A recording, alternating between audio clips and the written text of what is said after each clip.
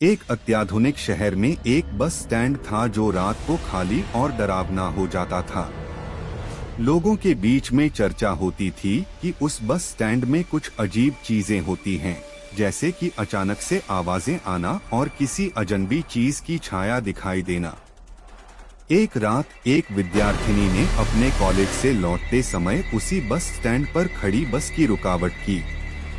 रात का समय था और उसे डर भी था, लेकिन बस का इंतजार करने के लिए उसने वहां खड़ा होना चुना। धीरे धीरे रात की गहराई बढ़ती गई और बस की आवाज नहीं आई। विद्यार्थिनी की चिंता बढ़ने लगी और उसने फिर से बस स्टैंड के आसपास देखना शुरू किया। तभी उसने बस की एक छाया देखी, लेकिन उसके पास जाते ही छाया गायब हो गई।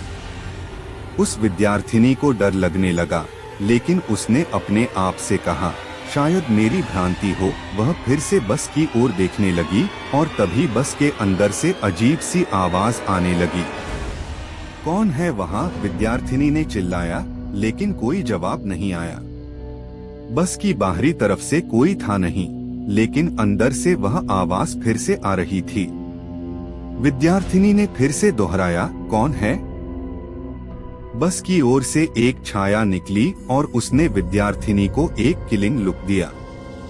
विद्यार्थिनी ने डर से कांपते हुए पाँव से भागने का प्रयास किया, लेकिन बस ने उसकी राह रोक ली।